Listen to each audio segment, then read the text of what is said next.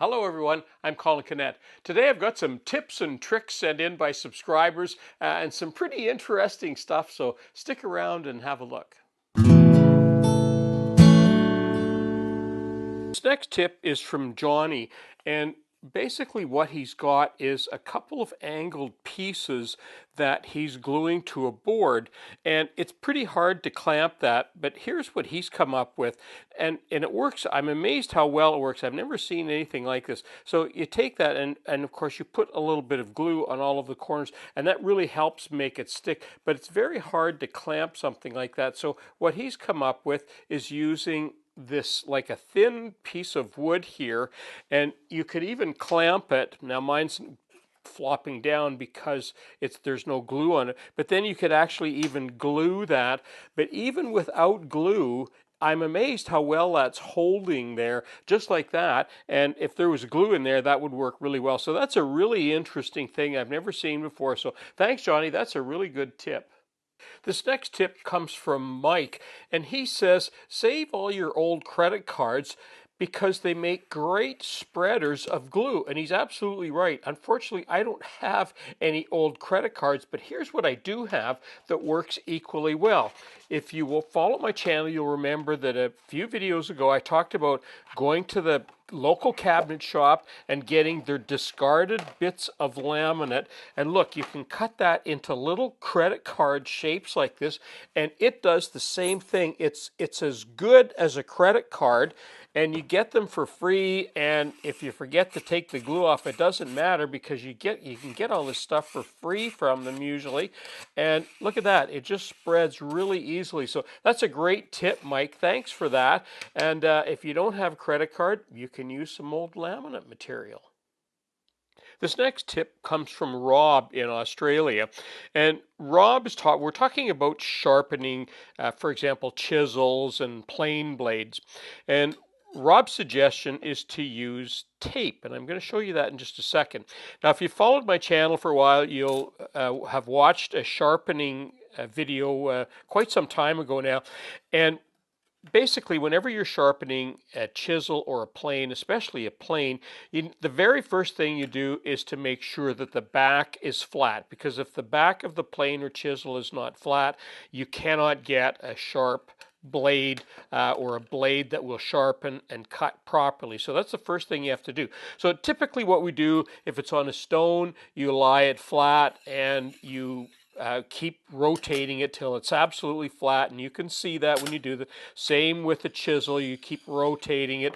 Now, I typically use this it's like a sandpaper grit on this very flat glass, and again you would do the same thing, but there's a little trick that people have taught us years ago, and that is if you elevate the blade a little bit, you don't have to flatten the whole back of the blade, you only have to flatten sort of the very sort of end of it.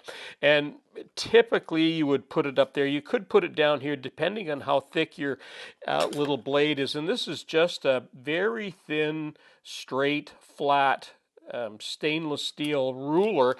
And when you put that on there and rotate that, and you can actually see, if you look closely, you can see there's sort of an area that has been flattened in the back there. It's kind of a semi-moon, and that's what that does. Now, here's what Rob's suggestion is. Rather than using these rulers, because not everybody has these, and frankly, they're a bit hard to find, at least where I live, but Rob's suggestion is why not use some tape? And I really like this idea, and I'll show you why.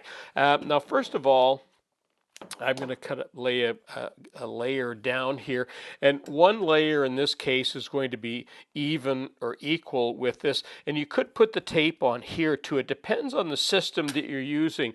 Now, I just touched that and I could see that it's a bit low, and here's why I really like this idea, is because I can lay this flat, and look, I can lay down a few layers on here if I want to, so I can actually adjust how high I want this blade to be, and of course the higher I tip it, the closer it's going to be to the end. So I can do two things. I can use this for flattening the back, which is very important, but if I move my tape and put it up here, I can actually adjust and make a little bit of a back bevel on my plane, and that, depending on how you're sharpening, what you're doing, that might be something that you want to do, is to just put a very tiny back bevel on the back of your plane, and that will give you another sort of option in sharpening when you're working with your planes or with your plane blades or with your chisels. So thanks, Rob. That was a great idea. I really like that, using that tape idea there. It gives you more options. I have a couple of tips right now, and the first one is from Bob, and Bob is basically reminding us, if you have takeout food or disposable kinds of cartons, hang on to those, because they are perfect for mixing up glues or epoxies.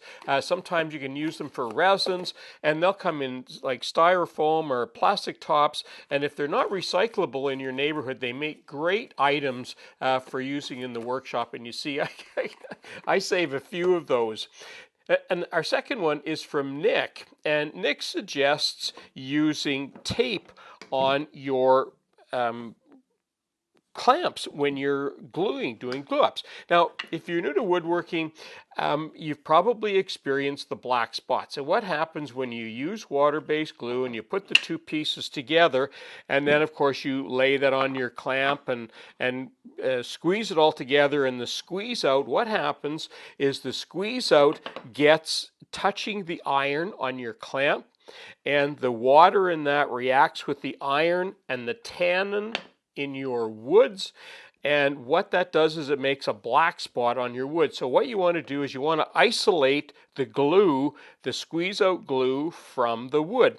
And Nick suggests using a painter's tape, and I've used that in the past. You know what? Painter's tape is quick and easy. It's fairly inexpensive, and it works great.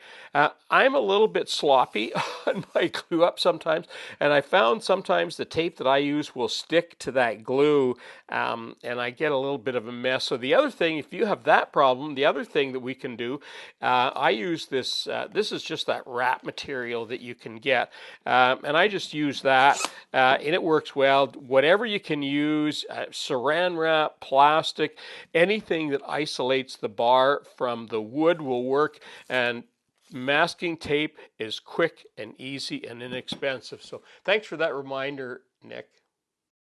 Tip today is from Michael, just outside of Vancouver. And if you're like me and Michael, you've attracted some of these little bits that don't have the little notch in them like this one, and the purpose of that notch is so that they fit in your drill. These that don't have a notch, they're typically used for the magnetic kind of adapters, and sometimes I want to use these directly inside my drill because sometimes these catch and they pull out of the magnetic holders. So Michael says you can actually take that and grind a little bit of a groove on that, just like that one. So I put one in my drill, and let's give it a whirl. And there you can see my drill upside down in my vise, and I've even used some anti-skid so it's in there sturdy, and it's snug but not real tight, so it's not going to hurt the drill. There you can see the bit, and I put a hose clamp around the trigger so that I can very finely tune the speed of the drill.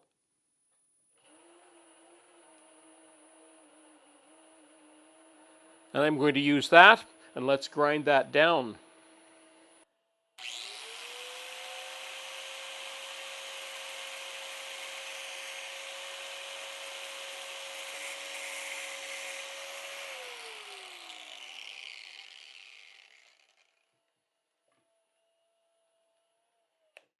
Okay, first of all, I'm going to put in one so you can see that doesn't have the little notch on it, and you can see how easy that pulls out. And there's the one. Look, it's not even fancy, but when it goes in, look at that. I can't pull that out without doing pulling the release button on that. That's a great tip. Thanks, Michael.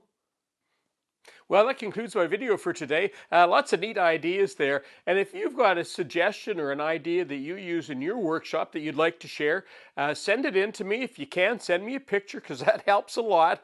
And don't just send me a picture, send me a bit of a description too, because sometimes I get pictures and I find them hard to decipher. So, but we could all share some of the ideas that you have out there. So I'm Colin Cadet for WoodWorkWeb. Thanks for watching.